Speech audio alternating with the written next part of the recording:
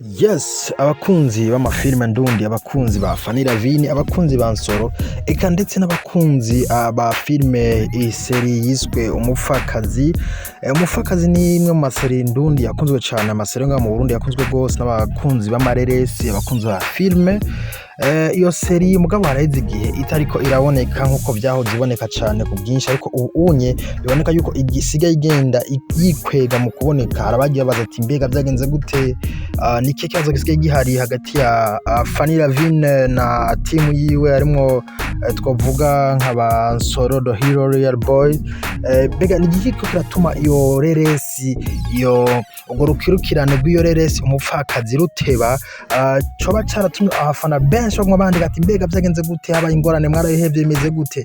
Uno musi ireresi TV tubazaniye ukuri kose kucisha inyuma ku gituma iyo reresi y'urukurikirane icererwa canke igateba kushikira abakunzi bayo ku mwanya nkuko vyari bisanzwe bimeze mu misi yahera. Ubwa mbere murazi ko Umupfakazi yasohoka kenshi ndetse akarenga rimwe mu ndwi twashobora kwihabwa, mwashobora kwironka.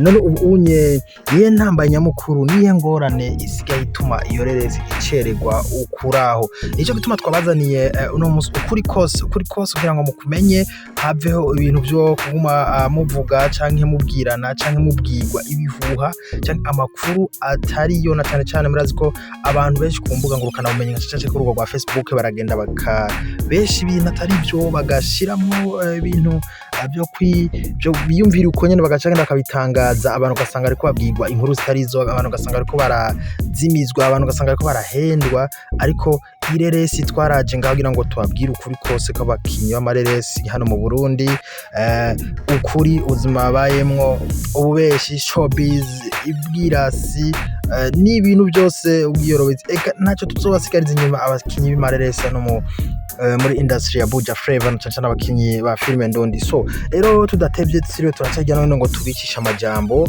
Ni giki cyatumye ireresi Umupfakazi iteba? Murabizi ko bari bageze kuri episode ya gatanu, barageze kuri seri ya gatanu episode ya gatanu episode ya kabiri. Rero murabona ko bisigaye biteye bigaca bimarindwi. Twarashoboye kumenya kwatoreza neza kubegereye canke ibiriko bibera kwa Fanny Lavine nuko yari yibwe ivyuma, yamaze kwibwa ivyuma aho vyibiwe mu modoka yiwe, ivyuma kamera n'imashini byamubiseze mufasha muri production no guhingura amasanamu n'amareresi kugira ngo bibashikire meze neza. N'umuhinyanyozi wiwe Nsoro asanzwe ariwe akora amareresi y'Umupfakazi. Rero barashoboye kwibwa imodoka yabo bigwa mu Nyakabiga, aho umusuma ashoboye kuza aradebloka imodoka arasahura ivyo vyuma vyari biriyo bigizwe na mashini na kamera. Ico gihe Fanny Lavine yaratangirije arakwiragiza ku mastati, arandikira abantu message ati mufashe gutangira no kuraba yuko ataho mu mbarira biko biragurishwa ivyuma twibwe, kamera n'imashini. Ico gihe rero kuva ico gihe marabona ko ibyo cyita mu gucumbagira kuko ntibari bagifite ivyuma bikwiye, rasigaye bakoresha gukota naho bigatwara uburyo, bigatwara n'umwanya, ugasanga ibintu biko birashikira abakunzi ku mwanya. Mugabo ivyuma vya havuye biboneka ntandwi irahera ivyuma basubiye kubironka. Mugabo murabizi yuko haci haza n'indi nkuru y'incamugongo, inkuru y'umubabaro, inkuru yabaje abantu benshi bakunzi ba filme n'abakunzi ndetse babo ba star, babo bakinya ama filme cyane Soro murabizi neza ko yabuze umwana ariho yarakivuka, umwana ariho yaracibaruka, yaciye agira ingorane arahwera, ndetse n'amaziko akaba yarabaye. Ivyo byose byatumye ibikorwa by'amareresi aca ku rubuga rwa Fanny Lavine officially bisa nkaho bihungabanye, bisa nkaho bihagaze gato. Mugabo bakaba bijije abakunzi n'abanywanyi banyu wese mubakunda ko vuba cyane bagiye gushobora kugaruka bariko barisuganya. Narigiye ko ivyuma byabonetse, uretse n'iyo ngorane yuko Nsoro yaciye abura umwana Libat, yaciye umwana hamwe be n'umukenyezi wiwe Belize. Tukaba twari bashikije ku rubuga rwacu rwa Facebook ko bari babuze umwana bari kwibaruka.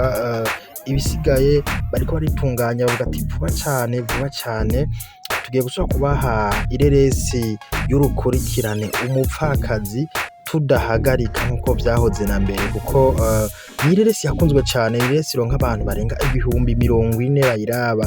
Aho rero uca wumva yuko atari ikintu coroshe, burya abantu 40,000 n'abantu benshi cyane gose kugira ngo uzona babone bari ahantu hamwe sinzi ko ari ikintu cyonashoboka rero iyo reresi vuba cyane igiye gusura kubashwaramwo ikindi nuko atari yo yonyene kuko hari n'iyindi yitwa umubanyi nayo nyene isanzwe iriko iraca ku rubuga rwa Fanny Ravine muri kano kanya nayo ni reresi igiye igarurira imitima abantu batandukanye nubwo idakunzwe cyane nka Umupfakazi umubanyi nayo nyene irakunzwe ariko ntabwo iza ishikira yitwa Umupfakazi Nansoro but ntabwo yicaye nawe nyene urazi ko ariko arabakinira iresi yitwa Nsoro aho bandanya bicaye gacika ni iresi yavugisha abantu benshi bivanye n'ama action arimwo n'ubuhinga ndetse n'ubugenegene bwagaragayemo nka za cinema za karate zimenyerewe ku rwego mpuzamakungu aho mubona ariko aratera imigere agurukira hejuru ni cinema irimo ama action akomeye cyane kandi iteguwe ku ruhande rwa production iteguwe neza cyane